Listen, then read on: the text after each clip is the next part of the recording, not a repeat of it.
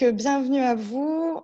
On va entamer ce webinaire. Donc, un webinaire, hop, j'avance, si vous pouvez passer au slide juste après, sur le thème de l'optimisation de la maîtrise de la température des plats tout au long du service. Ah, un peu trop passé là. Un petit coup de mal. Il est très sensible ce diaporama, il faut y aller tranquillement. Voilà, juste avant encore. Voilà, parfait. Donc, on a deux intervenants avec nous aujourd'hui. Donc, nous avons Franck Berger, qui est formateur Gironfort, qui pourra se présenter un petit peu plus dans le détail s'il le souhaite. Et nous avons Arnaud Pacchiamodelli aussi avec nous, qui travaille chez ADEF Résidence et qui, lui, va nous apporter une vision un petit peu plus terrain parce qu'il a l'habitude de travailler avec des établissements et il a pas mal de retours à nous faire à ce sujet. Donc, j'ai volontairement coupé tous vos micros pour une meilleure qualité d'écoute, mais n'hésitez pas à poser toutes vos questions. Donc, je vois que déjà nombreux d'entre vous ont découvert notre chat, donc vous pourrez poser vos questions à ce moment-là. Et on aura un temps accordé à la fin de ce webinaire pour répondre à toutes ces questions. Donc, je vais laisser la parole à Monsieur Berger pour rentrer plus dans le vif du sujet. Donc, c'est à vous.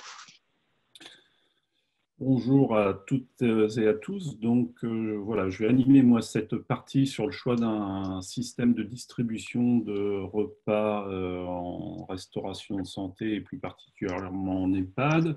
Alors très rapidement, comme vous disiez, pour me présenter, aujourd'hui, moi je travaille en tant que prestataire extérieur pour Gironfort. J'ai un cabinet de conseil et d'expertise et de formation spécialisée dans la restauration collective. J'ai un parcours d'une quinzaine d'années en restauration de santé comme ingénieur hospitalier en restauration. J'ai mené des dossiers d'appel d'offres, d'achat de chariots, de remise en température en établissement de santé. Donc, c'est ce qui fait un petit peu mon expertise sur ce process. Et puis, après les avoir achetés, on les a utilisés, on les a exploités, on a fait de la maintenance dessus, on a vu ce qui fonctionnait ou ce qui ne fonctionnait pas ou ce qui aurait pu être mieux. Donc voilà, moi je vais partager cette expérience avec vous tout en m'axant aussi sur le process de fabrication, de conservation et de distribution des repas, puisque comme vous ne l'ignorez pas, les repas sont soumis à une réglementation et à des protocoles d'hygiène. Alors, les différents modes de distribution. Globalement, les deux modes de distribution principaux que l'on rencontre, c'est la liaison chaude et la liaison froide. Mais aussi, dans les EHPAD, parfois, on va aussi avoir ce qu'on appelle une distribution sur place, qui s'apparente un petit peu, malgré tout, à la liaison chaude. Alors, la liaison chaude, qu'est-ce que c'est? C'est qu'on va produire des repas. Alors, en liaison chaude, on produit, comme dans tout repas, des composantes froides et des composantes chaudes. Il y a des hors-d'œuvre, il y a des fromages, il y a des desserts, ce qu'on appelle les composantes froides, et il y a des composantes chaudes. Donc, dans la liaison chaude, la cuisine va fabriquer ces repas et va les conserver au chaud jusqu'au moment de la distribution. Et pour cette conservation de la température, là, on commence à rentrer dans un domaine réglementaire et je vais vous faire, tout à l'heure, je vous montrerai un tableau récapitulatif de température à respecter. Donc, en liaison chaude, à partir du moment où on a cuisiné des produits, et globalement, il est recommandé de cuisiner la totalité de ces produits au-dessus de 63 degrés, il va falloir les conserver à 63 degrés et il va falloir qu'on prouve qu'on est bien dans ce cadre-là.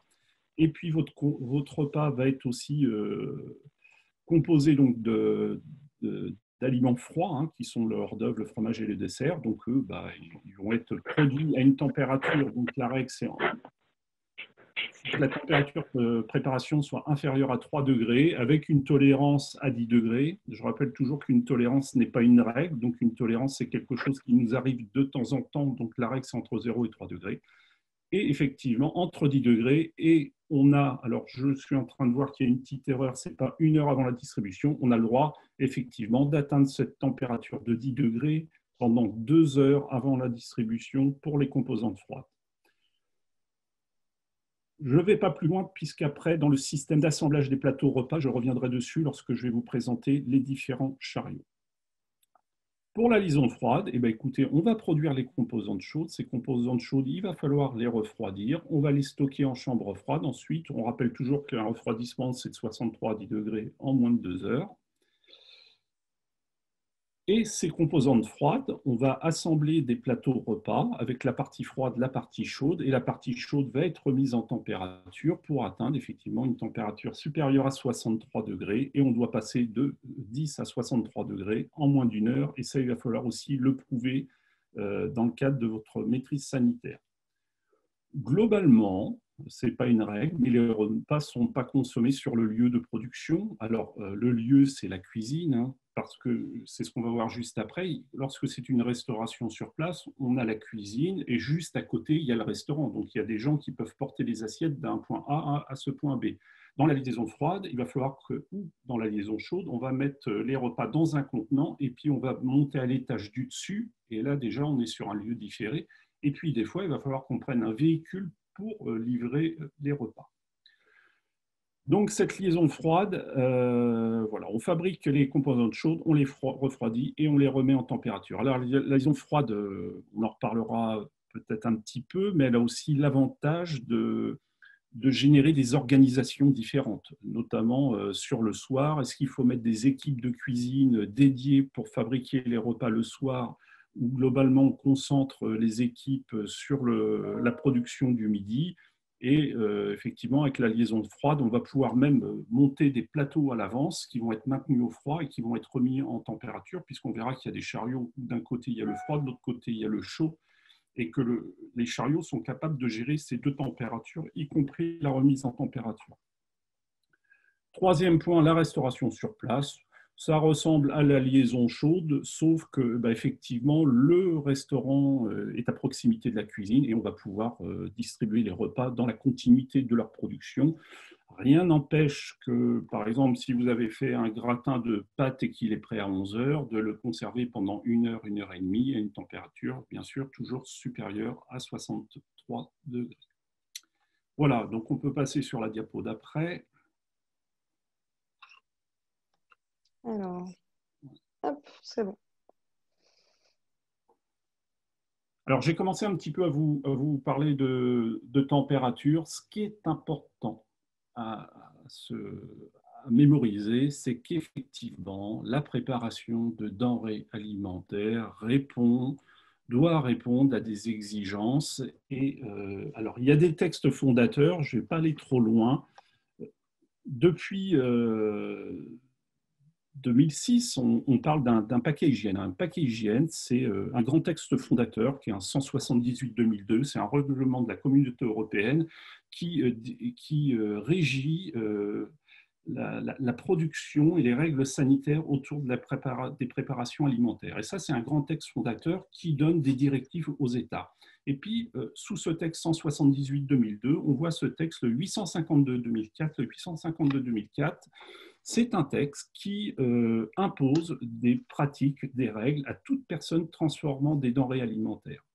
On distingue deux niveaux de préparation des denrées alimentaires, des gens qui travaillent des produits d'origine végétale et des gens qui, dans leur process, incluent des protéines d'origine animale.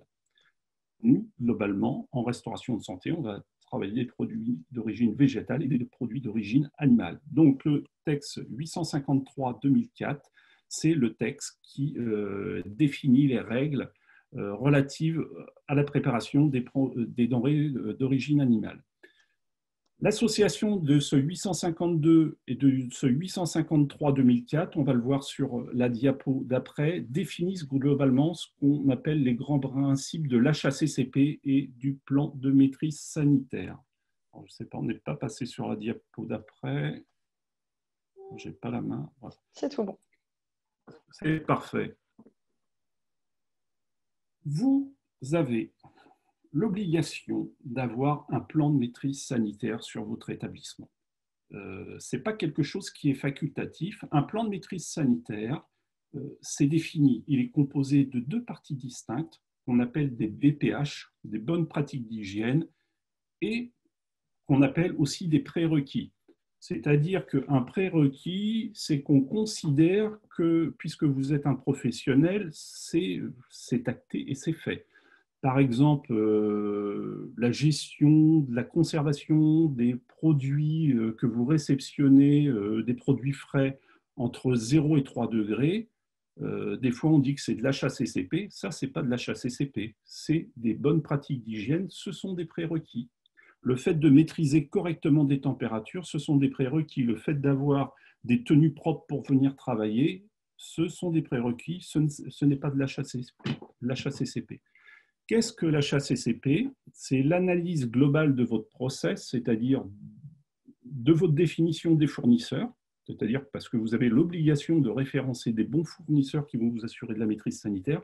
Ça va donc de cette définition des fournisseurs jusqu'à la réception, à la transformation, de la manière dont on cuisine les produits, de la manière dont on les refroidit et de la manière dont vous allez les distribuer.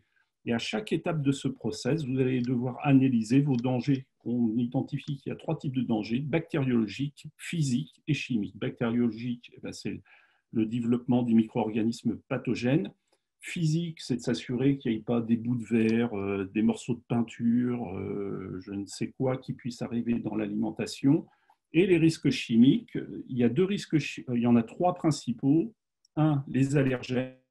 2, et ça me concerne un peu plus sur les remises en température, c'est la qualité des matériaux que vous utilisez, à savoir s'ils sont bien compatibles avec les couples temps-température que vous allez appliquer. Je donne ce petit exemple que je trouve souvent dans des EHPAD où je vois que les cuisiniers, ils ont préparé des plats et puis pour les maintenir en température, ils mettent du film alimentaire dessus et mettent ça en étuve. Il faut savoir qu'il y a des films alimentaires qui sont destinés à être chauffés et d'autres non. C'est simple, hein, vous regardez derrière le carton de votre film alimentaire, si vous voyez que vous avez un petit four avec une croix dessus, ça veut dire que votre film alimentaire n'est pas fait pour être mis en température. Donc s'il n'est pas fait, ça veut dire que vous avez une forte probabilité de faire consommer ce qu'on appelle, on nomme maintenant les perturbateurs endocriniens à vos résidents. Donc ça, c'est un exemple de risque chimique. Et un autre risque chimique, c'est la qualité du nettoyage. C'est parfait de bien nettoyer une assiette, mais s'il reste du produit lessiviel dans le fond de votre assiette, ça veut dire que les résidents, jour après jour, ils vont manger des résidus de produits lessiviels. Donc, vous voyez, ça, c'est un risque chimique. Donc, l'HACCP, c'est sur toutes les étapes du process, vous allez analyser s'il y a des dangers bactériologiques, physiques et chimiques, et ça va vous amener à avoir des procédures qui vont vous permettre de vous assurer que la prestation alimentaire que vous délivrez à vos résidents est correcte. Et puis surtout, moi c'est souvent là-dessus que j'insiste, c'est que si un jour, et je ne vous le souhaite pas, vous avez un souci d'intoxication alimentaire ou simplement de suspicion d'intoxication alimentaire, le fait d'avoir fait et mené une étude HACCP et d'avoir des protocoles et des mesures de maîtrise, et vous allez enregistrer vos mesures de maîtrise, permettra de prouver que vous avez correctement travaillé. Si vous n'avez pas tous ces éléments-là, c'est comme de la sécurité incendie. Hein. Si vous n'avez pas les différents contrôles qui sont effectués et que vous ne pouvez pas prouver que vous avez bien travaillé, forcément, on sera tenté de penser que c'est parce que vous avez des mauvaises pratiques. Voilà, c'était un petit peu mon introduction sur la maîtrise sanitaire et on va voir que c'est quand même important dans un système de remise en température de repas d'avoir cette sécurité alimentaire. Vous avez, et je vous ai marqué page 49 à 58, si vous voulez savoir ce que c'est qu'exactement un plan de maîtrise sanitaire, il y a une note de service de la Direction générale de l'alimentation que vous allez retrouver là. Et alors qui est assez longue, et de la page 49 à 58, vous allez voir, on décrit exactement ce que c'est qu'un plan de maîtrise sanitaire. Donc, si vous n'avez pas ce document à disposition sur votre établissement, vous êtes en faute vis-à-vis des organismes de contrôle officiels. Et si un jour vous avez un souci, ça voudra dire que vous n'avez pas répondu au premier des incontournables qu'on devrait avoir en restauration, c'est d'avoir ce plan de maîtrise sanitaire. La FNACPA peut vous accompagner sur la création d'un dossier de plan de maîtrise sanitaire sans aucun souci. Mais pensez quand même, des fois on pense qu'on a un plan de maîtrise sanitaire parce qu'on a 3 documents d'enregistrement à la réception et qu'on a des fiches cellules et qu'on a un relevé de température. Ça, ce n'est pas un plan de maîtrise sanitaire. Un plan de maîtrise sanitaire, c'est vraiment un document ultra formaté. Et donc voilà, vous avez le lien, vous savez que c'est des pages 49 à 58, ça vous permettra de vérifier si vous êtes en conformité sur cette partie-ci. On va pouvoir donc passer à la diapo d'après.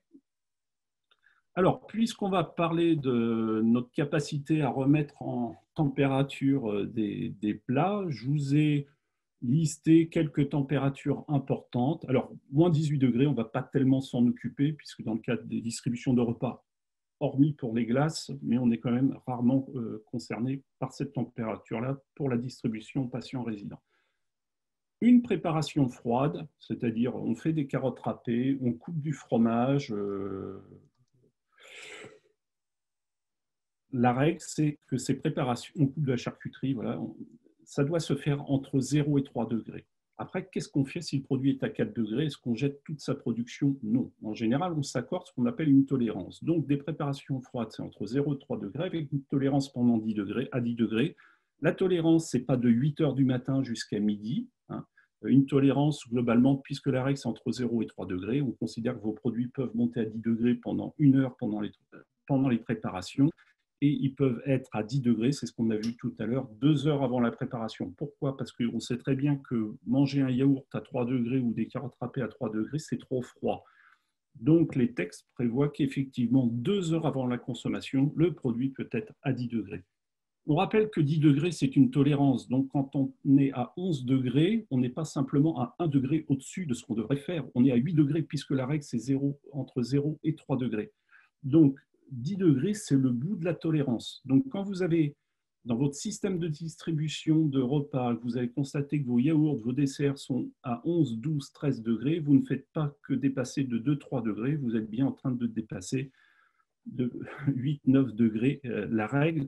Mais les textes, je vous dis, prévoient, mais puisqu'ils prévoient qu'on peut être à 10 degrés 2 heures avant la distribution du repas, il va falloir que vous soyez en mesure de prouver que si vous distribuez vos repas à midi, à 9h55, vous étiez bien encore à 3 degrés, et c'est qu'à partir de 10 heures, vous avez commencé, que la température a commencé à légèrement à augmenter pour arriver à 10 degrés. Parce que on ne peut pas avoir des produits qui seraient préparés le matin à 8 heures, à 8-9 degrés, qui seraient maintenus à cette température jusqu'au moment de la distribution. Donc, voilà, je le répète une dernière fois, c'est 10 degrés avant la distribution, ce n'est que 2 heures avant, mais il faut être capable de prouver qu'avant les 2 heures, vous étiez bien en dessous de 3 degrés. Je vous ai fait entre 10 et 63 degrés. Alors, on peut revenir, oui, je vous ai fait entre 10 et 63 degrés, c'est ce que j'appelle la zone interdite. Alors, on peut chipoter sur les 63 degrés parce que la pasteurisation est un traitement thermique qui commence à 60 degrés, mais on n'en est pas à ce niveau de discussion. Pour l'instant, il faut mieux se dire que votre zone interdite, elle est entre 10 et 63 degrés. C'est-à-dire que vous ne devez jamais trouver dans une cuisine des produits que le cuisinier est en train de manipuler, de transformer. Je pense par exemple à des préparations mixées qui seraient à 55 degrés. Il vous dit, mais c'est pas grave, je vais les réchauffer après. S'il mixe, soit il est en dessous de 3 degrés, soit il est au-dessus de 63 degrés, on ne peut pas avoir des produits à 55 degrés. Des produits à 55 degrés, on va les trouver dans un four parce qu'ils sont en train de cuire ou ils sont en train de réchauffer, ils sont en train de remonter en température, ou on va les trouver dans une cellule de refroidissement puisque le produit est en train de refroidir. Mais on ne doit pas être en train de manipuler des produits à cette température-là. Donc 10-63 degrés, zone interdite. Je vous ai marqué en rouge, vous devez prouver votre capacité à respecter cette règle, aussi bien au moment de la production que de la distribution des repas. Il va falloir, sur les repas, prouver que vous êtes passé de 10 à 60 degrés en moins d'une heure, quand vous êtes en liaison froide. Pourquoi? Parce que justement, c'est la zone interdite et il faut y rester le moins longtemps possible pour limiter les proliférations microbiennes. Et 63 degrés, donc c'est la température minimum à atteindre pour une remise en température et pour la distribution d'un repas. Et si vous êtes en liaison chaude, c'est la température à laquelle vous devez conserver vos plats à partir du moment où ils ont été produits jusqu'au moment où vous allez les distribuer. Voilà, donc on peut passer à la diapo d'après. Alors, je ne vais pas trop rentrer dans le détail de la production des repas. On va considérer que vos repas, vous les avez préparés en liaison froide ou en liaison chaude. et que vous n'êtes pas sur place puisque vous avez besoin d'un système de distribution. Il existe pour des chariots de remise en température, alors déjà deux grandes technologies. La première, c'est ce qu'on voit là sur le A, j'ai marqué A en rouge, les chariots par thermocontact. Donc il existe des chariots par thermocontact et il y a des chariots par air pulsé. Comme on peut le voir sur les chariots, alors peut-être qu'il faudrait, on ne voit pas hein, quand j'ai la souris, je pense, ça serait peut-être bien que je puisse avoir la main. Alors, je peux vous redonner la main, pas de souci. Je vais voir si j'arrive à rechanger après les diapos correctement. C'est tout bon normalement, si vous faites le test. Vous voyez la souris qui se déplace? Non. Non. Alors, normalement, vous devez accepter la demande de contrôle. J'ai vu, voilà. J'ai appuyé, je me demande si j'ai pas... Ah là, c'est bon, ça fonctionne. C'est bon? C'est vous qui avez la main, ouais. C'est bon, ok. Alors, donc sur mon chariot, par thermocontact, alors on va aller sur ce petit schéma qui explique bien. Là, on est sur un service avec des plateaux repas. C'est-à-dire qu'on a des cartes plateaux pour nos résidents, pour nos patients. On va monter les plateaux repas. On a fabriqué nos repas, ils sont refroidis. On va mettre notre composante chaude d'un côté. On va mettre, là, on va mettre les plats chauds. Là, on va mettre les plats froids. Il faut savoir que ce chariot, qui est ici, où on a tout dressé, on va fermer les portes, on va le brancher, il va faire du froid. Donc, si vous avez fait votre chariot à 9 h du matin qu'il est dressé, il est capable de rester au froid jusqu'à 11 h du matin. Puisqu'on doit servir à midi, en général, ils ont un temps de remise en température approximativement de 50 minutes. 50 minutes avant le début du service. Ici, on va rester en froid puisque c'est séparé. Et là, la plaque va se mettre à chauffer et va réchauffer chaque assiette de chaque plateau. Et une fois que le cycle est terminé, ça va sonner, les équipes vont être informées, on va pouvoir tirer le plateau et le distribuer chambre par chambre aux patients et aux résidents. Dans ces chariots par thermocontact, ils sont encore divisés en deux catégories. Il y a les chariots, ce qu'on appelle à technologie embarquée, et les chariots à technologie dissociée. Les deux ont des avantages et des inconvénients.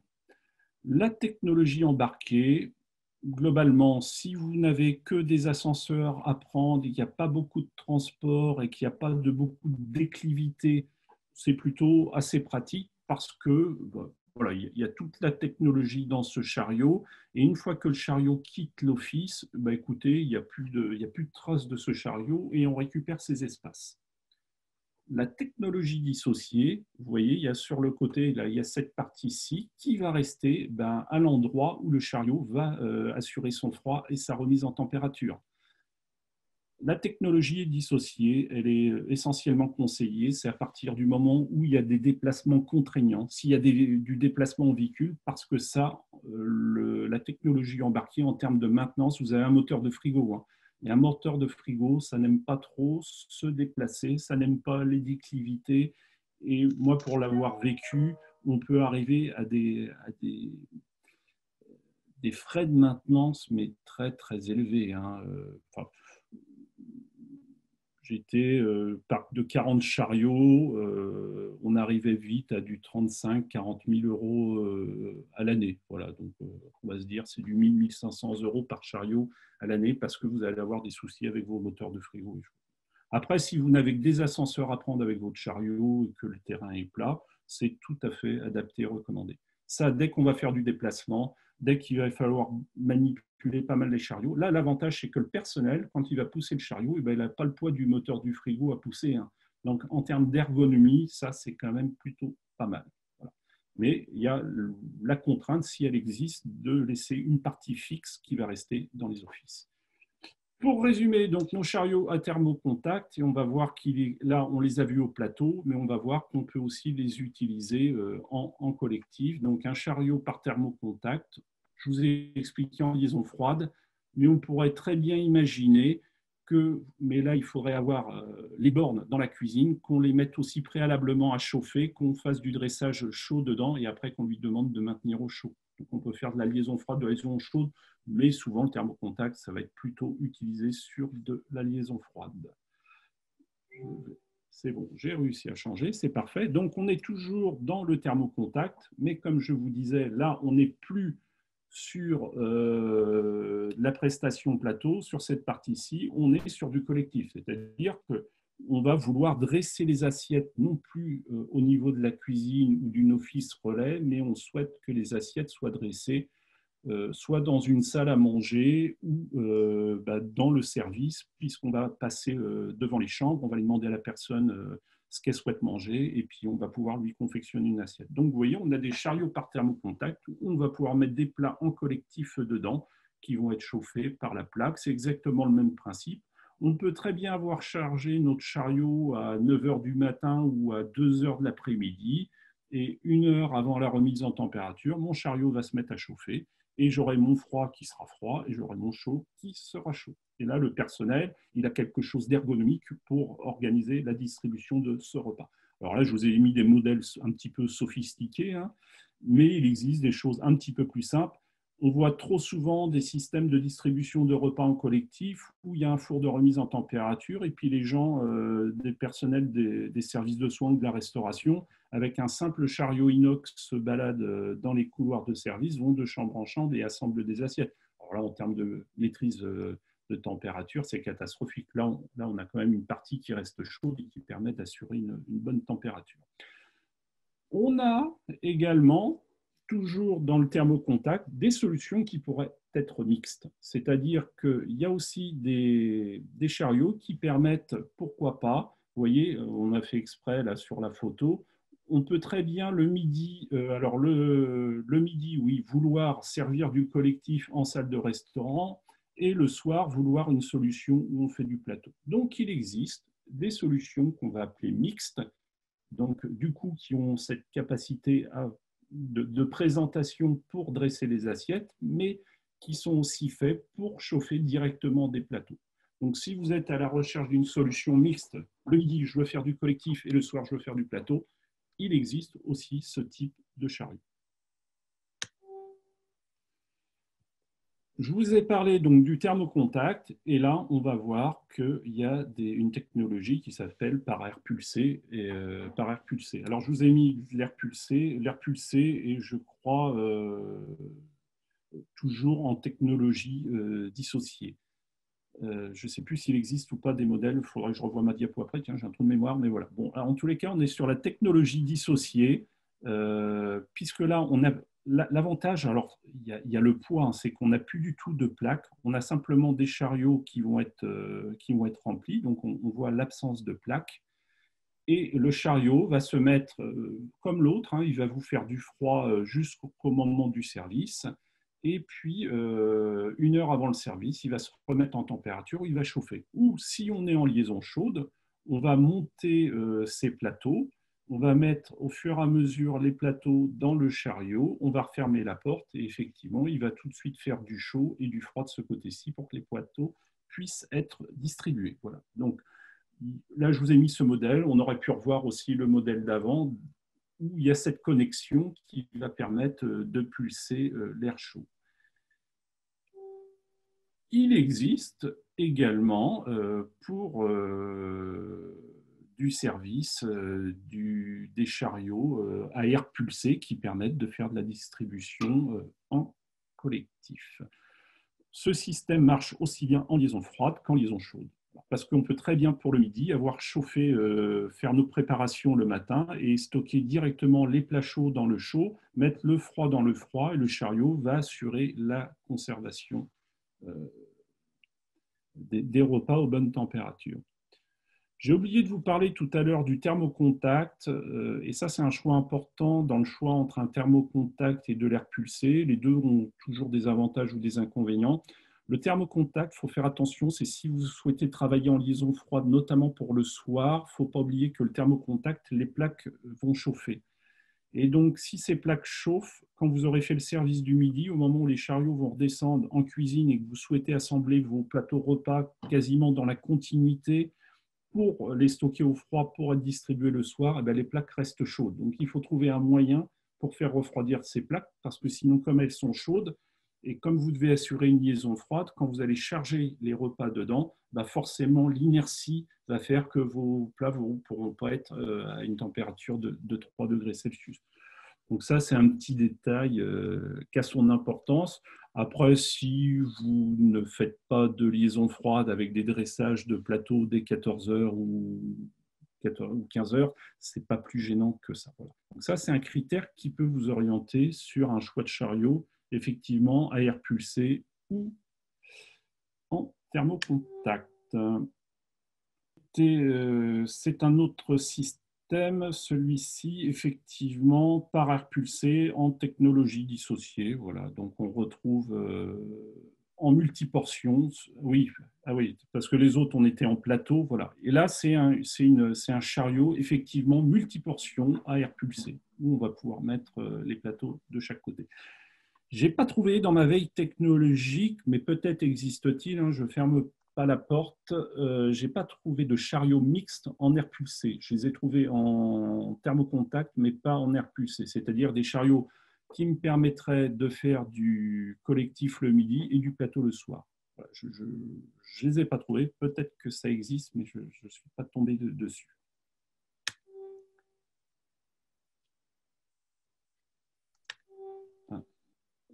On n'a pas tellement parlé de budget, mais je suppose que vous connaissez un petit peu les prix. Hein. Les chariots, on arrive vite, suivant les options, les volumes, le nombre de plateaux, technologie dissociée, pas dissociée. Allez, on va se dire entre 12 et 16 000 euros hors taxe le chariot. Donc voilà, on parle quand même de sommes conséquentes et voilà, c'est quand même et c'est pour ça que c'est un investissement sur lequel il ne faut pas se tromper. Alors, il y a des établissements qui, pour raison X, vont se dire, ouais, mais moi, je ne peux pas mettre telle somme. Je vous rappelle, et c'était mon introduction, dans le cadre de votre plan de maîtrise sanitaire et de votre méthode HACCP, vous devez vous fixer des règles, et notamment les gestions des températures, c'est quand même une règle incontournable, et vous devez être capable d'être en mesure de prouver que vous avez tout le temps respecté ces températures. Ceci dit, il existe, alors là j'ai un chariot qui est un peu grand, mais ils peuvent être un petit peu plus petits, il y a des armoires de maintien en température. Alors vous voyez une armoire comme ça, on va être allez, entre 1500 et 2000 euros, on ne parle plus du tout du même budget. Mais attention, une armoire de maintien en température, alors là il y a des bacs, mais on pourrait très bien imaginer que c'est des plateaux, hein. C'est du format gastronorme, c'est normé, donc on trouve des plateaux qui ont exactement la même dimension. On pourrait très bien avoir nos plateaux avec la composante chaude, et on pourrait très bien avoir des bacs gastro avec du collectif. Mais ça va nécessiter à côté de prendre une table pour faire l'assemblage des plateaux repas. Et puis de toute façon, il va vous falloir un chariot aussi pour assurer le froid.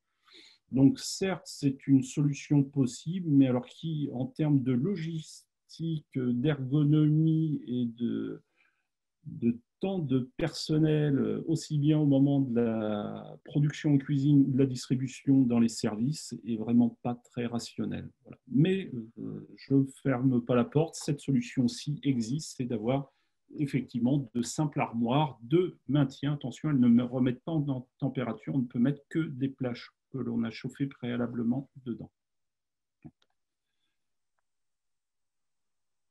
Un autre système qui est encore différent, c'est des solutions isothermes. Alors ça, c'est adapté si on n'a pas des gros volumes de repas à distribuer. Moi, je ne me vois pas organiser un service de 100 repas de cette façon. Enfin, ça peut se faire, mais ça prend des temps impressionnants. Donc, il y a plusieurs technologies. Vous avez le plateau isotherme où vous allez faire chauffer, où vous allez dresser vos composantes chaudes, vous allez mettre vos composantes froides, vous allez refermer le couvercle. Et tout ça va se maintenir, puisque c'est isotherme, au froid et au chaud, et chaque ingrédient va être maintenu à sa bonne température. En termes de logistique, c'est très compliqué, parce qu'on ne peut pas dresser ça une heure avant. Hein, et le temps de dressage des repas, c'est quand même important. Maintenant, si la cuisine fait ses plateaux au fur et à mesure que le personnel prend ses plateaux isothermes et va les amener directement dans les chambres, écoutez, c'est tout à fait possible, mais on voit bien que ça demande une mobilisation d'agents et de personnes sur une période assez courte. On peut associer à ces systèmes de distribution ce qu'on va appeler des bâches chauffantes pour le plat chaud, qui vont s'ajouter avec cela, avec cette partie-ci.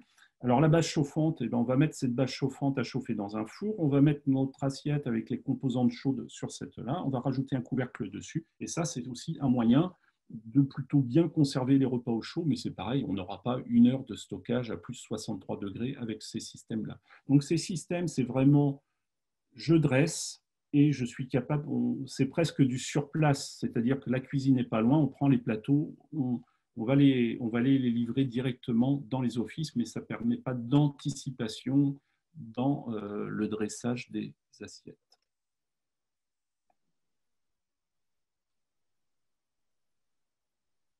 Alors, on a vu les différentes techniques de remise ou de maintien en température qui pouvaient exister sur la distribution des repas. Maintenant, on a vu qu'il existait pas mal de solutions, c'est de se dire, mais comment je vais choisir la bonne solution? Donc là, moi, j'ai essayé de vous lister sur 2 pages, il y a une autre page juste après, les différents paramètres à prendre en compte. Donc déjà, il y a le type de service. Est-ce que vous faites du service au plateau? Est-ce que vous faites du service en collectif? Ou est-ce que vous faites effectivement du mixte? Je vous ai mis différents types de mixte. Le mixte, ça peut être une salle à manger le midi et une chambre le soir. Ça peut être de la salle à manger, je ne sais pas moi, toute la semaine et que du plateau le soir. Il faut savoir que les chariots sont programmables. On peut leur donner par demi-journée, c'est-à-dire le lundi midi, le lundi soir, le mardi midi, le mardi soir, des indications sur leur mode de remise en température et même, pourquoi pas, avec des horaires différents, le samedi soir et le jeudi soir, avoir des horaires différents. Donc, le type de service que vous avez, c'est pour ça que sur un même établissement, on peut très bien se retrouver avec des services qui travaillent avec une distribution plateau pour certains services, et puis d'autres services où on va vouloir faire une distribution en collectif. Donc, on peut avoir 2 types de chariots sur le même établissement. Le transport de la cuisine au service de soins ou à la salle à manger. Utilisation, est-ce qu'on va utiliser ou non un véhicule? Est-ce qu'on va devoir, je vous montrerai tout à l'heure dans les options, utiliser un système de tractation des chariots?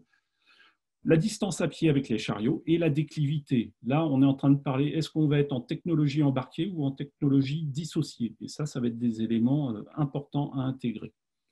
Le mode de production et de distribution, est-ce qu'on est en liaison chaude, liaison froide ou sur place? Le mode de distribution, donc là on est sur la 2e page, portionnage et dressage par la cuisine ou portionnage et dressage dans les services de soins, avec tous les impacts que ça a en termes d'organisation et de qualité de prestation pour les patients et pour les résidents. Il est incontestable que sur un plan purement logistique, le dressage au plateau, c'est génial. Ensuite, comment savoir à l'avance le niveau d'appétit d'un résident? Est-ce qu'il va vouloir un petit peu de purée, un petit peu de haricots verts et qu'une petite portion de viande, ou il va vouloir, on ne sait pas pourquoi, 2 fois plus de purée ou de potimarron ce jour-là? Donc c'est sûr que le portionnage et le dressage dans les services de soins, il a cet avantage de pouvoir adapter au plus juste la prestation alimentaire aux attentes, mais avec la mobilisation du personnel à ce moment-là pour proposer des repas. Voilà. Mais après, on trouve de toute façon les 2 organisations. Je ne sais pas s'il y en a une qui est meilleure que l'autre, mais il y a ces contraintes effectivement de temps de personnel, de logistique et aussi des fois de place dans les services de soins pour pouvoir réaliser ce portionnage et ce dressage.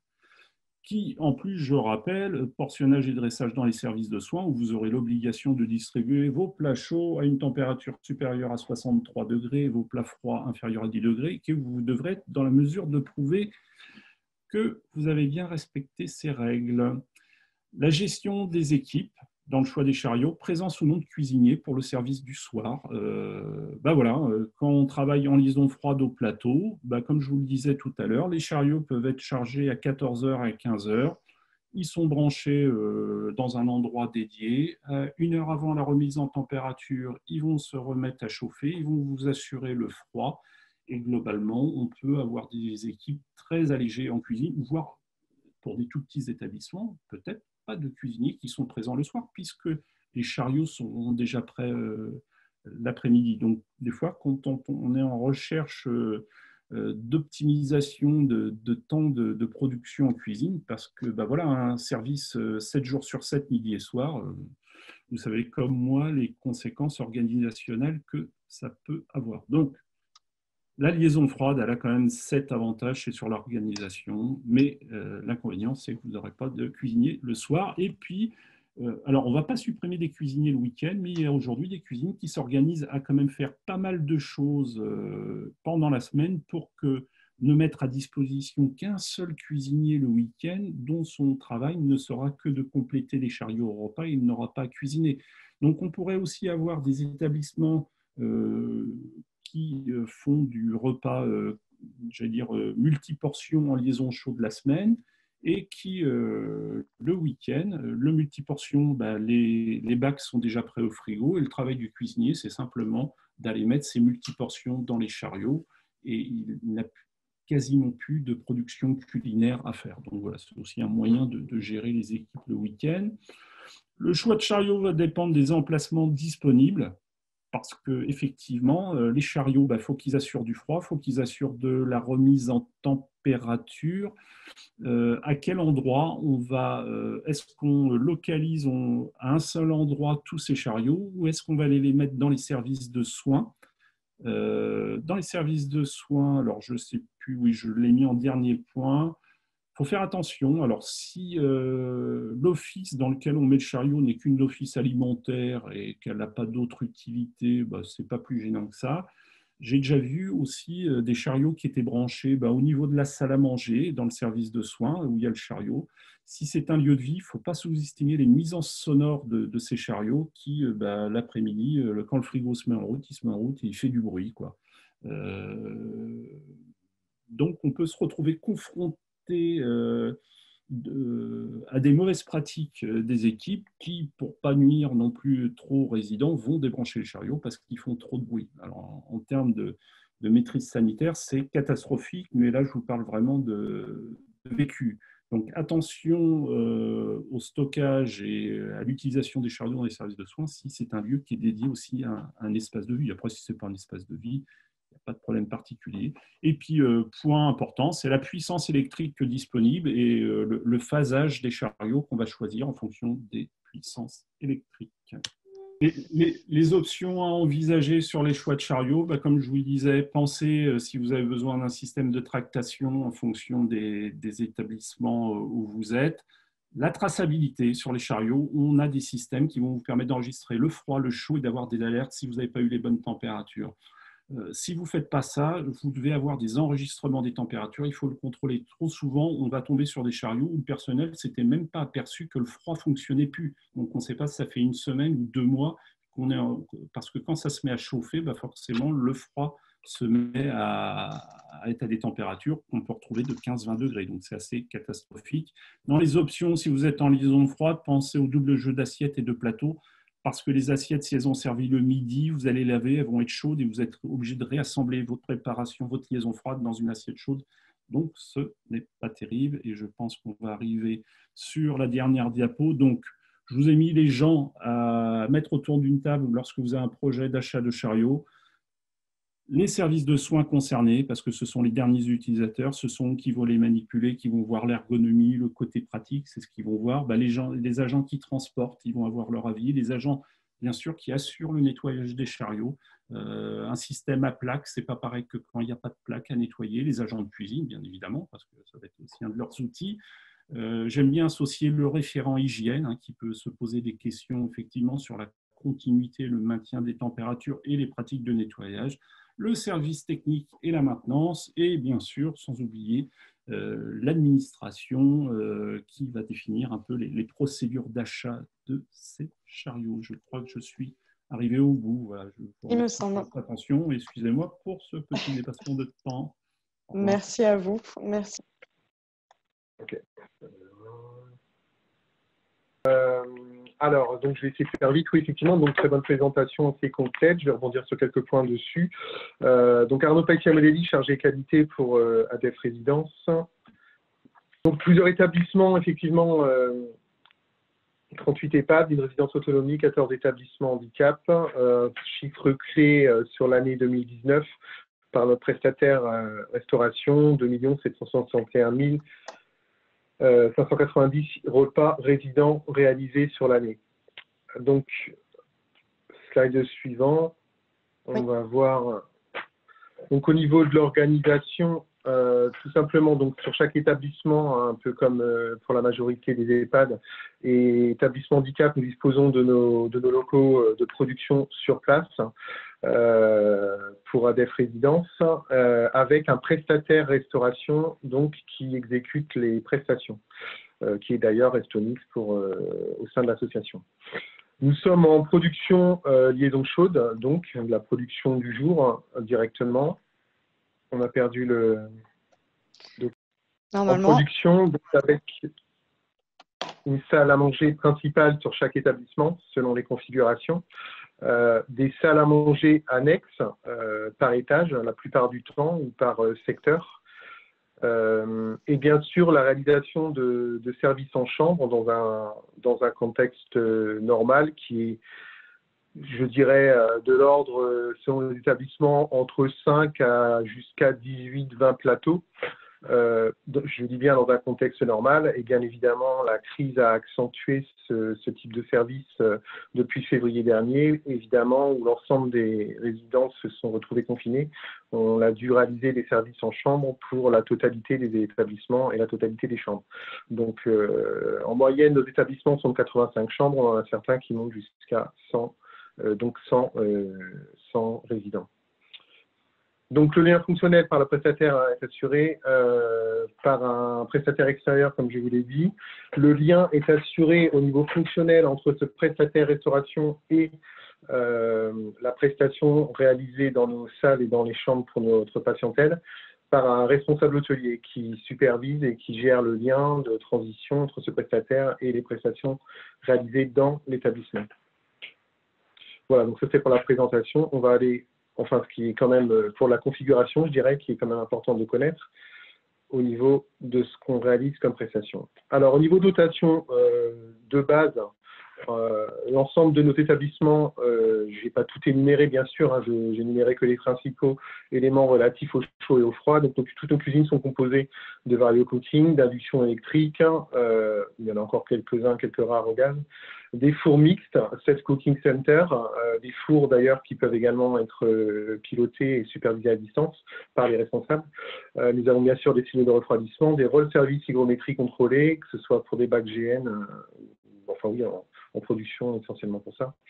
Des chariots bain-marie à compartiment qui sont utilisés pour les services classiques dans les grandes salles à manger. Et on a également des conteneurs isothermes qui peuvent servir, dans certains cas, je vais décrire un peu plus tard. On va aller au slide suivant. Alors, spécificité. Donc, en fait, si la majeure partie, effectivement, d'un service à table s'exécute en salle à manger, comme je vous l'ai expliqué, avec quelques plateaux chambres, mais beaucoup moindres pour certains résidents. Ce service en salle est relativement et très maîtrisé puisque déjà d'une part la proximité la plupart du temps au niveau de nos structures des salles à manger concernées du lieu de production de restauration, le personnel qui est en adéquation, donc le personnel encadrant au sein de notre association d'être résidence au service des repas sont l'assistance de vie, des agents de service également, sous la supervision donc du responsable hôtelier pour la part du cadre hôtelier établissement ADEF, et bien sûr du personnel de cuisine qui va réaliser le service. La livraison des plateaux repas en chambre est un peu plus complexe, puisque, alors quand je parle de complexité, je parle aussi bien pour le service de 20 plateaux que de 80 ou 100 plateaux, puisqu'on l'a vu, les règles sont les mêmes, la garantie sanitaire doit être la même, que ce soit pour un résident ou pour un édifice à servir, on se doit effectivement de respecter les contraintes et les normes sanitaires pour une bonne qualité organoleptique service. Donc, à cela se conjugue effectivement la plupart du temps des établissements différents de structures, mais on va trouver de longues circulations, des couloirs, des ascenseurs à devoir utiliser pour se rendre sur les étages supérieurs. Je ne parle même pas des détails. Certains sites sont très bien plus récents que d'autres ont peut-être des sols un peu moins abordables. Cela va dépendre également du nombre de personnels disponibles. Effectivement, si on sait que la majeure des personnels On a davantage plus de monde le midi que le soir, il faut le savoir. La mise à disposition initiale des plats par la cuisine, donc il y a une partie de responsabilité cuisine qui est déterminante, bien évidemment, à l'envoi pour pouvoir réaliser et suivre toutes ces normes de température. À cela se rajoute une dernière contrainte, effectivement, sur certains établissements, on a des pathologies qui font que des demandes de plateaux anticipés doivent avoir lieu. C'est-à-dire qu'on n'attend pas l'heure, comment dirais-je, rodée à la normale des repas, mais que certains plateaux doivent être envoyés bien avant. On parle de 30 à quelquefois 50 minutes avant. On va aller au slide suivant. Donc,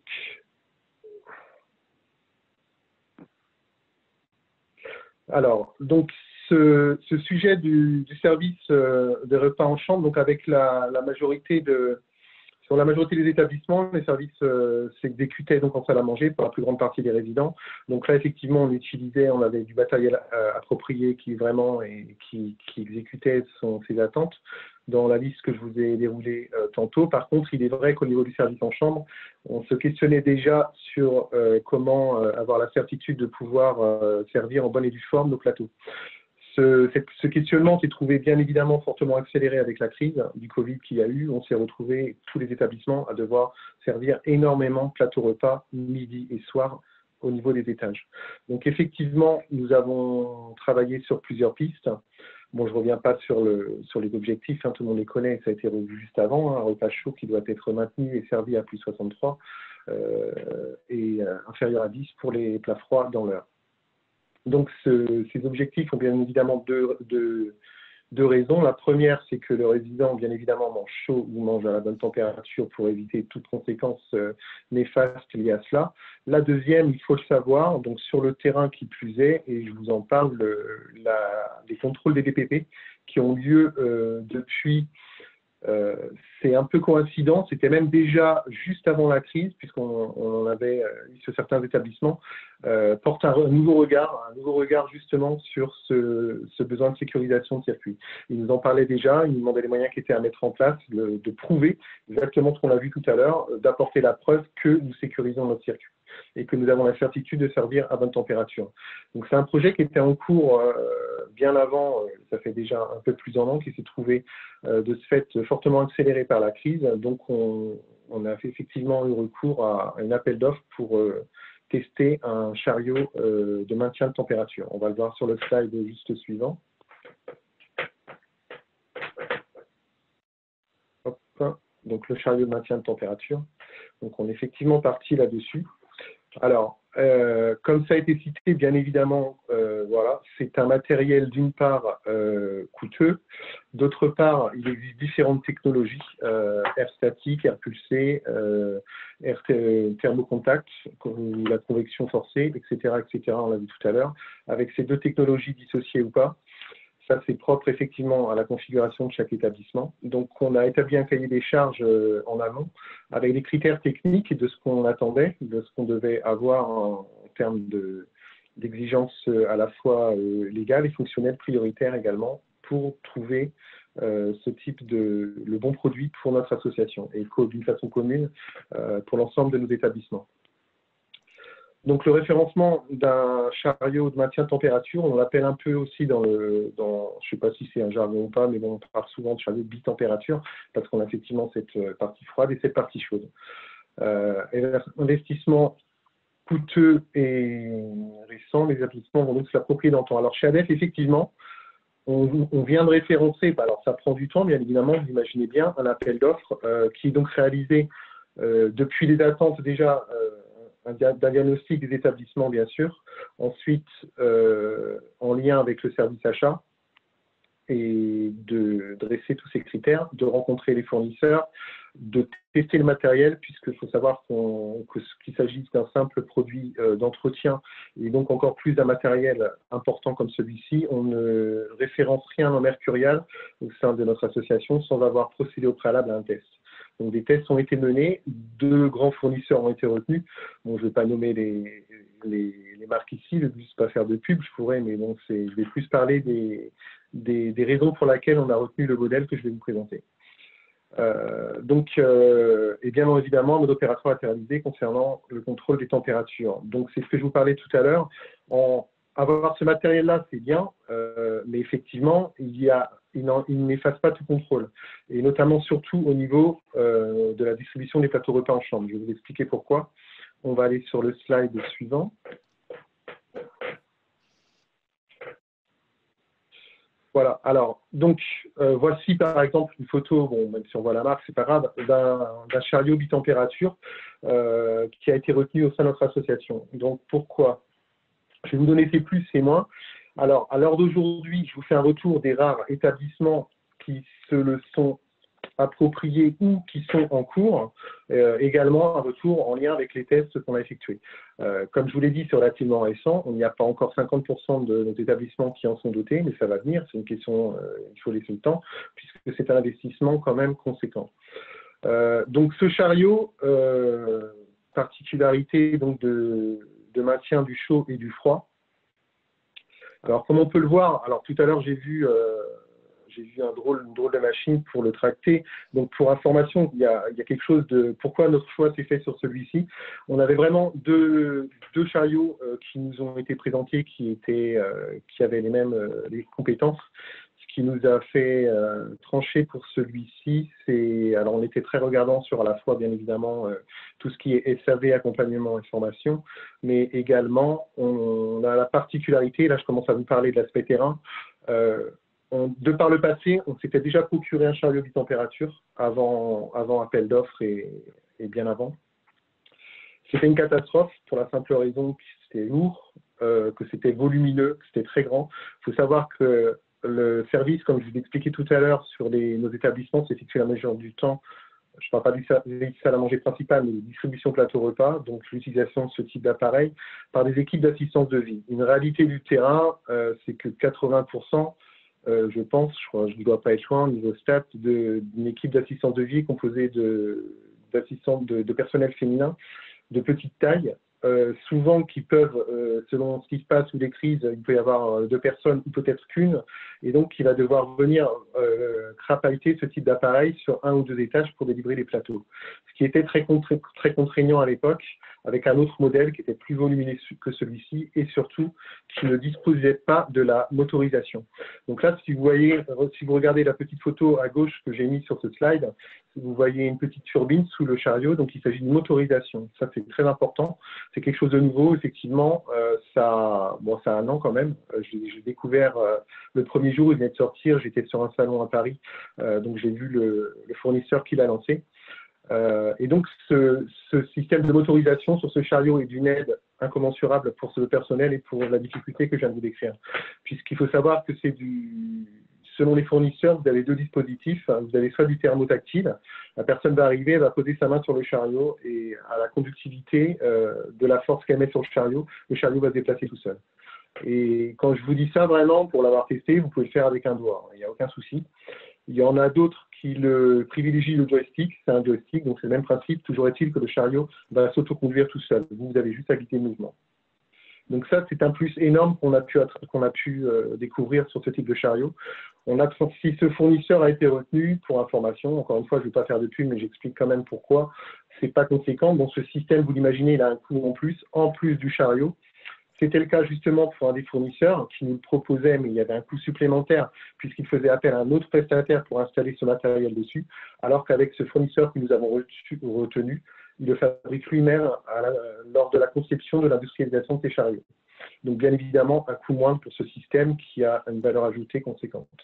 Donc ça, c'est une première expérience terrain. Le poids, la flexibilité, le déplacement, je le conseille bien évidemment pour les personnes qui ont les mêmes problématiques en termes d'équipe, c'est de se doter du système à motorisation pour ce type d'appareil qui reste complexe. La deuxième complexité, si on peut revenir juste sur le slide, qui est de ce chariot, également, c'est la hauteur. Il faut le savoir, une personne de moins d'1,20 m, et même pour ce type-là d'ailleurs, va éprouver quelques difficultés. Alors, après, il ne faut pas courir, on ne va pas courir non plus dans un couloir, mais c'est vrai qu'elle n'a pas le visuel au-dessus du chariot. Là, on parle on a une dimension juste au-dessus, j'ai des puits en tête, Mais bon, une personne de petite taille, effectivement, il faut être conscient de ce phénomène. C'était le cas sur le premier modèle que je vous ai parlé tantôt, que nous avions retenu il y a quelques années, et que c'était une catastrophe parce qu'il était beaucoup trop haut. Et il faut savoir que sur ce type d'appareil, le plateau qui est situé sur le chariot est un plus, puisque vous pouvez déposer des effets pour aller réaliser les services. Corbeille de pain, carafe, serviette, si vous ne la mettez pas sur le plateau, etc., etc. Donc, c'est assez aidant de pouvoir quand même y accéder. Au niveau technique, critères techniques électriques de ce type de chariot, il faut savoir, alors que ce soit celui-ci ou d'autres marques, hein, qu'il fonctionne aussi bien en 220 volts, c'est-à-dire les 230, pardon, c'est-à-dire les prises traditionnelles qu'on a chez vous, chez moi et dans nos établissements, mais aussi en triphasé. En fait, il peut prendre les deux. Maintenant, effectivement, le triphasé sera toujours plus conseillé dans la mesure où le chariot sera beaucoup plus performant en temps de chauffe, en temps de refroidissement, en temps de mise en route, en fait. Il va donner tout de suite, en l'espace de quelques secondes, ce qu'il a donné. En 230, il va falloir le considérer lors du réglage de la programmation, tout simplement, puisqu'il y aura un peu plus de temps. Donc, par exemple, on va mettre une programmation pour que le chariot se déclenche. On va prendre 30 minutes avant ou 40 minutes avant, tout simplement. Mais en tout cas, il est compatible sur les deux puissances. Que vous dire d'autre? On va passer au slide suivant concernant le retour terrain. Donc, très bonne appropriation de son utilisation, information réalisée par le fournisseur. Donc, il y avait eu la formation sur place. La configuration est déterminante, bien évidemment. Donc, on parle de température légale, norme selon les grands principes HACCP, 63 et entre 3 et 10 dans l'heure pour le froid. Il est évident, il faut bien retenir que pour pouvoir délivrer ces températures jusqu'au dernier plateau auprès d'un résident en ayant l'assurance de ces températures-là, ce qu'on appelle les températures cibles, au moment de la configuration de votre appareil, il va falloir viser les températures au-delà et au-deçà. C'est-à-dire que si je veux servir j'ai 35 plateaux à distribuer, pour que le 35e arrive à la dernière patientèle avec une température plus ou égale à 63 chaud, il est évident que quand je vais le rentrer dans le chariot, mon chariot il va être programmé à davantage de 63 degrés. Donc ça, c'est une petite température qu'il faut définir, bien évidemment, en lien avec la personne qui vous fait la configuration, le chef gérant, mais aussi qui est regardant au niveau des plats que vous allez servir tout simplement, puisque le but, c'est de servir chaud et froid, bien évidemment, mais c'est aussi de conserver et de garder la qualité organoleptique des plats que vous allez servir. Il ne s'agit pas de servir quelque chose en croûte ou tout asséché. Et là-dessus, je vous prends un exemple de retour terrain. On a vu parmi les technologies qui sont proposées le thermocontact. Le thermocontact, effectivement, pour du GN en salle à manger principale, pour une distribution collective, est très approprié. Pour un plateau en chambre, je ne le recommanderais pas. Donc le thermocontact, c'est quoi? En fin de compte, vous avez des plaques alu en fer sur lesquelles les plateaux vont être posés. La température, le calorifique est très puissant, très fort. Je vous donne un exemple. Si vous servez un bœuf carotte avec une sauce et une purée, il faut vraiment ne pas tarder sur le service, parce que la dernière assiette, votre sauce va déjà se cristalliser sur l'assiette. Il y a une évaporation qui est très rapide, l'assiette va chauffer, elle va chauffer très rapidement, et c'est le but. Mais pour, par exemple, un service en étage, en tout cas, personnellement, mon expérience, je ne le recommande pas. C'est la raison pour laquelle, d'ailleurs, nous avons tranché sur un choix air pulsé pour nos plateaux. À savoir également, et c'est à conseiller, je le conseille également, chaque fournisseur, quel que soit le modèle que vous prendrez, la plupart du temps va vous recommander une vaisselle adaptée avec le chariot pour aller réaliser les services. Donc, je parle spécifiquement des plateaux, hein, puisque c'est vraiment là la contrainte la plus importante en termes de service et de respect. Donc, cette vaisselle adaptée, elle prend tout son sens, il faut le savoir, ou alors après, il faut que vous ayez connaissance, qu'on ait connaissance de type de vaisselle qu'on va acheter. Tout simplement, je prends l'exemple du thermocontact, le but pour que la transmission calorifique se fasse bien, il faut que vous ayez une vaisselle qui adhère totalement au plateau, par exemple.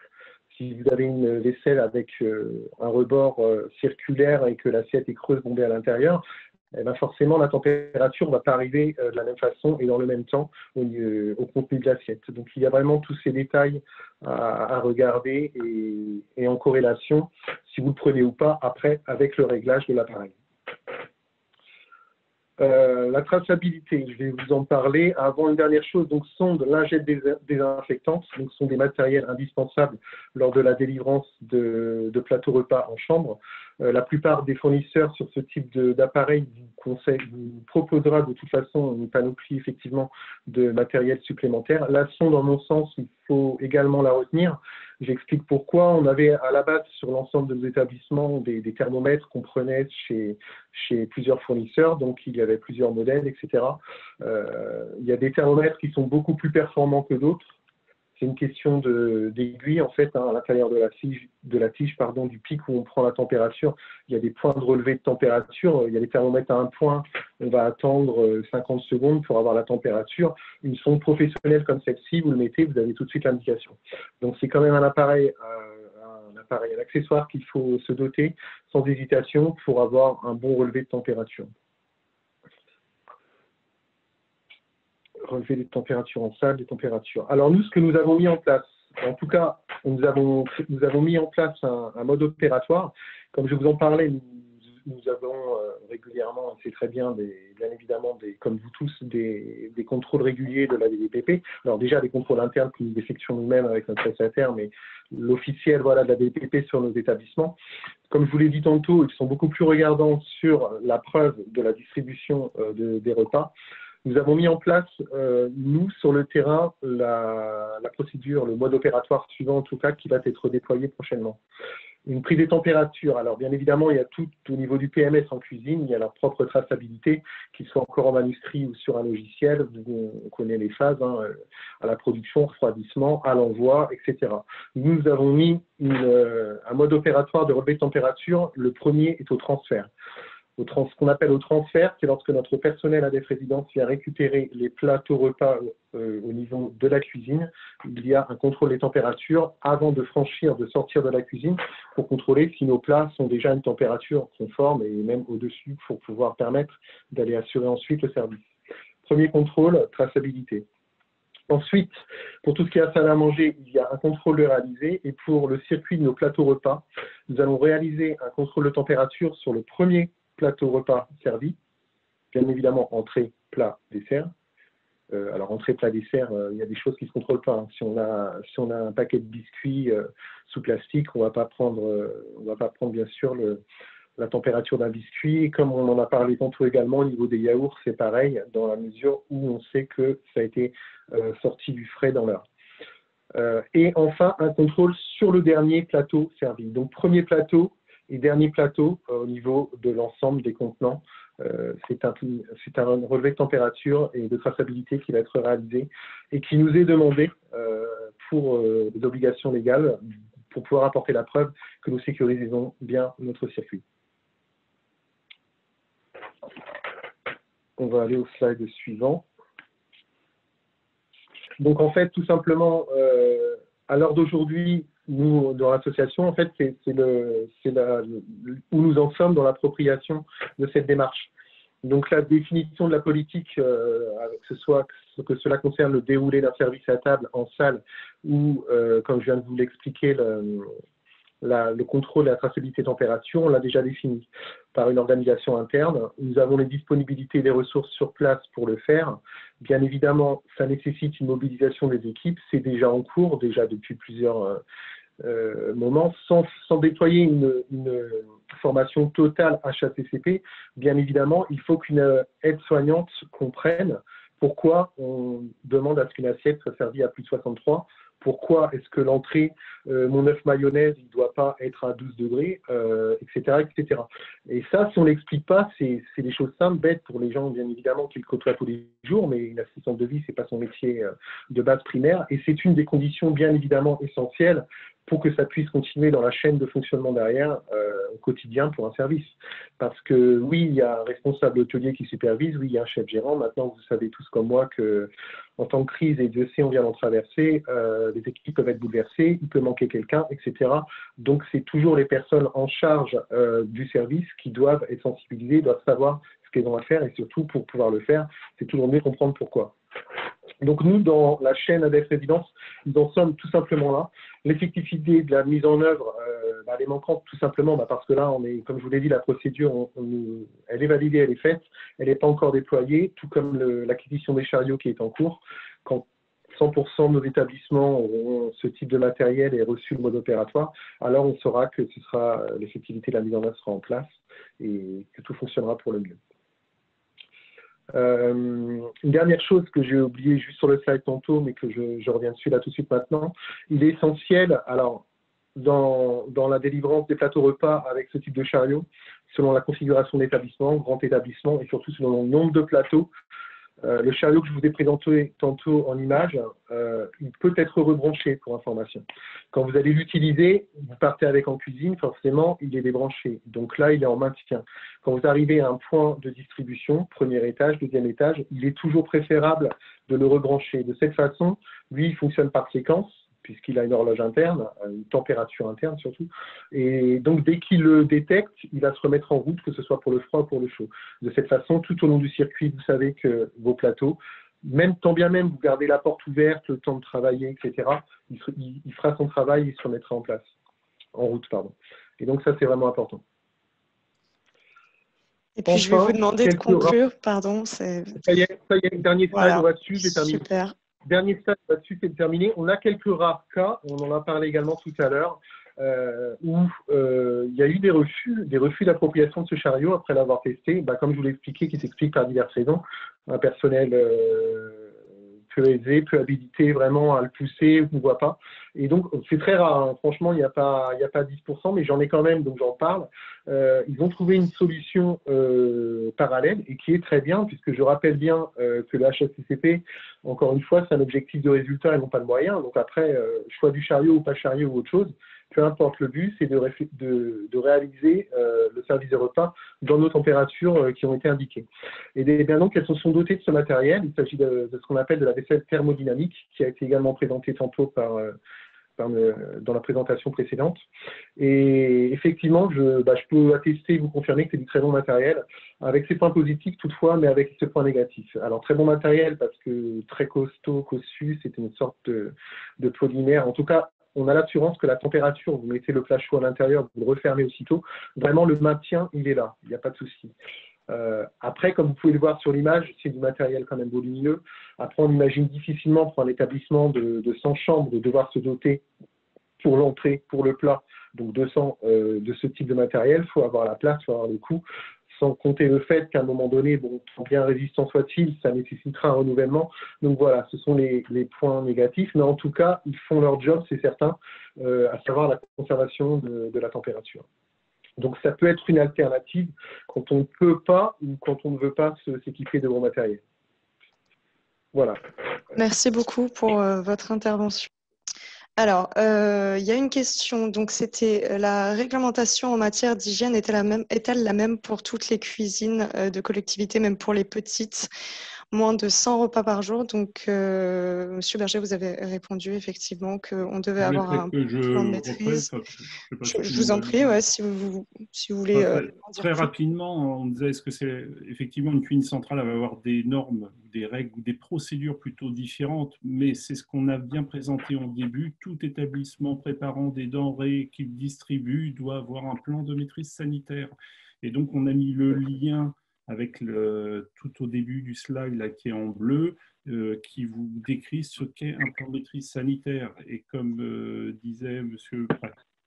Pacchio-Modelli, les contrôles des températures avant la distribution et au moment de la distribution, c'est le b.a.-ba du b.a.-ba. Alors, on va répondre à une autre question. Merci pour cette réponse. Nous aimerions savoir la capacité des chariots dits à technologie embarquée. Donc, vous avez également répondu 30 plateaux, plus ou moins 40 en collectif. Je ne sais pas si sur les dernières visions que M. Pacchio-Modelli a vues, s'il est sur ces chiffres. Ça démarre il y en a certains modèles qui démarrent à 24. Ouais, et effectivement, on va jusqu'à 36, 40 plateaux, tout à fait. Ouais.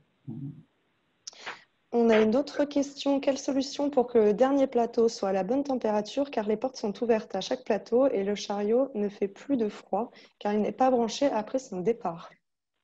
Le rebrancher, c'est exactement ça. C'est un des derniers points que j'ai abordé. Et quand on en a plusieurs, effectivement, vous serez tous, quel que soit le fournisseur, hein, confrontés à cela. Donc, il est très important dans votre structure, dans les couloirs, de déceler à l'avance des endroits et de vous déplacer avec le cordon, en fait. Hein. Le cordon se pose sur le dessus, on va se déplacer avec le chariot, et quand on arrive à un premier point de distribution, on va rebrancher le chariot. Et il n'y a que de cette façon pour que le chariot puisse lui analyser, et s'il détecte une perdition trop importante, et on sait que ça l'est, hein, c'est comme chez nous, hein, vous ouvrez votre frigo chez vous, quand on regarde devant, on fait ça, la personne prend un plateau, c'est pareil, le froid, le chaud sort très rapidement, donc c'est vraiment important de le rebrancher lors de la distribution, aux différentes étapes, selon le nombre d'étages, de longueur de couloir, etc. etc. Et c'est également aussi un critère de choix entre de l'air pulsé et du thermocontact. Hein. Le thermocontact garde plus au chaud que de l'air pulsé. Enfin, et tout ça va s'étudier au moment de la définition du besoin et du transport. Après, le froid, c'est facile de refermer du côté froid, et le chaud reste plus au chaud. Enfin voilà, il y a soit on rebranche, soit après on a deux chariots, hein, pour ceux qui ont le choix des riches. Enfin voilà. Mais on ne peut pas, j'ai lu dans les commentaires des gens qui, effectivement, peuvent se retrouver avec des températures régulières de distribution de froid à 20 degrés et de chaud à 40 degrés. Vous êtes totalement en dehors des clous sur un plan réglementaire. Si jamais vous avez une intoxication alimentaire et que l'on constate que vous aviez ce type de procédures, qu'elles étaient connues et appliquées et sur lesquelles vous n'avez pas remédié, mais vous êtes dans une faute. Tout à fait. Une faute. Voilà. Ça vous est arrivé, pas de chance, le chariot est tombé en panne ce jour-là, c'est autre chose. Mais il ne faut surtout pas que ces procédures deviennent des procédures normales de fonctionnement en se disant on n'y peut rien, c'est comme ça. Non, il faut trouver des solutions. Merci pour ces réponses. On a une autre question. Les différents contrôles de température de service sont-ils couplés à des contrôles de qualité gustatifs? Oui, donc en fait, pourquoi pas, vous pouvez faire d'une pierre deux coups. C'est-à-dire que le contrôle, c'est ce que j'expliquais tout à l'heure, hein, donc il y a deux objectifs, il y a la température, c'est une chose, après il faut servir quelque chose qui soit, entre guillemets, respectable et digne de ce qu'on sert, c'est-à-dire qu'il y a également la fragilité de l'aliment, de la denrée qu'on va servir, qu'il faut respecter. Et donc ça, c'est vraiment un travail qui démarre de la cuisine, puisque de cela, il va dépendre quoi? Du moment où le chaud ou le froid est sorti et mis à disposition dans le plateau. Donc concrètement, ça veut dire quoi? Il ne faut pas le mettre 3 heures avant. Grosso modo, un envoi au niveau de la cuisine en passation pour le personnel qui va partir en service, ça démarre 50 minutes, 30 minutes avant le service. Voilà. Mais avant, c'est quand même exposé selon ce qu'on a cuisiné. Encore une fois, avant, c'est exposer ce qu'on a cuisiné à soit à faire de la surchauffe, soit selon. Encore une fois, ça dépend ce qu'il y a dans l'assiette. C'était l'exemple tout à l'heure du bœuf carotte avec la purée, avec une sauce, etc., etc. Il faut considérer en fait ce qu'on cuisine. Et en fonction de ça, il faut vraiment garder des repères d'envoi et de temps de maintien en température. Faut bien retenir qu'un chariot de distribution est un chariot de maintien de température. Voilà, c'est pas un four, c'est pas quelque chose que vous devez utiliser pour remonter, pour recuire éventuellement votre aliment. Il doit maintenir ce que vous mettez dedans. Mais donc, plus le service se réalise dans l'heure, plus on aura la qualité de ce qui se trouve dans l'assiette. Et non pas quelque chose préparé bien avant. Si je peux me permettre, là, vous parlez de repas en liaison chaude, mais si vous êtes en liaison froide, vous avez des chariots dont le but, justement, c'est de remettre en température. Et le choix va s'orienter si effectivement vous faites du chaud que vous dressez en direct, et là effectivement la contrainte de temps, pas plus d'1 heure avant, elle est tout à fait souhaitable. Et si vous êtes en liaison froide et que vous dressez des plateaux froids dans vos chariots, vous pouvez les faire 3 heures à l'avance si vous voulez, puisque c'est le chariot qui, juste 1 heure avant, va se remettre en température. Oui. Et voilà. Et donc, c'est pour ça que le choix de chariot va vraiment dépendre de la technicité qui existe et des fois dans le choix d'une remise à plat des organisations, d'optimisation des temps de travail, peut-être qu'un chariot qui vaut un peu plus cher va peut-être vous faire gagner, je ne sais pas, un demi, 0,75 et pourquoi pas plus d'un ETP. Donc voilà, tout ça se regarde en fonction des contraintes de bâtiment, des technologies de production et de la manière dont on veut servir. Et sur cette question, le couvre-assiette ou le film, comme on en a parlé en présentation, prend toute son importance. Hein. Ça, il faut le savoir également. C'est super important de bien hermétiser l'assiette pendant le maintien dans le chariot, puisque là, la conservation des qualités, du jus, de tout, va se faire vraiment par ce biais-là. Surtout ne pas mettre une assiette à vide dans ce type de chariot. Allez, on va répondre à une dernière question et puis on s'arrêtera là. Donc, vous l'avez déjà un peu abordé, Monsieur Berger, mais la question est, le chariot air pulsé a-t-il des défauts, poids ou autres, comparé au thermocontact Modélie, mais enfin, moi, j'ai beaucoup. Alors, moi, je suis ni pour l'un ni pour l'autre, même pour les deux, comme disait un comique, mais faut savoir que le thermocontact, ça fonctionne par impulsion. Vous lui dites chauffe pendant 30 secondes, arrête-toi pendant 1 minute, chauffe pendant 30 secondes, arrête-toi pendant 1 minute. Mais on peut très bien lui dire chauffe pendant 20 secondes et arrête-toi pendant 2 minutes. Et comme vous en parliez juste avant, c'est les tests de dégustation qui vont faire définir les paramètres. Souvent, ça peut être en air pulsé ou en thermocontact, c'est une question de réglage. Et justement, si vous faites du collectif et du plateau, on va pouvoir régler les deux. Si vous faites de la liaison froide avec redressage du plateau dans l'immédiat l'après-midi, franchement, le thermocontact, ça va être embêtant parce que les plaques sont encore chaudes, il faut les stocker au froid avant de réchauffer des chariots.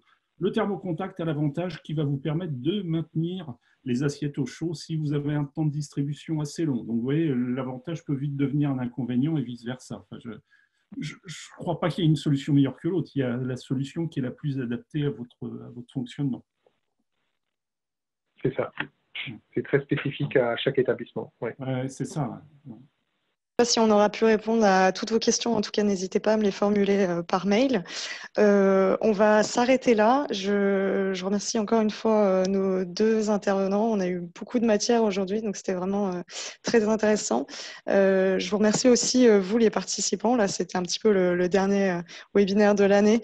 Donc, merci, malgré un contexte qu'on sait se veut très dur pour vous en ce moment, d'être autant présent. Enfin, voilà, on était au moins une cinquantaine de participants connectés aujourd'hui, donc ça fait toujours plaisir de voir que vous êtes investis dans cette belle démarche. Donc merci à vous. Et puis on se retrouve à partir de janvier sur une autre thématique. On va aborder la juste cuisson cette fois-ci. Donc, vous recevrez, comme d'habitude, l'invitation dans la newsletter donc là, qui vous sera envoyée en début de mois prochain, donc en janvier. Et puis, d'ici là, je vous souhaite d'excellentes fêtes de fin d'année. J'espère que vous pourrez vous reposer un petit peu et qu'on se retrouve dès l'année prochaine sur de nouvelles thématiques. Merci beaucoup. Merci à tous. Merci à tous. Je vous souhaite une bonne journée. Au revoir. Très bonne journée à tous. Au revoir.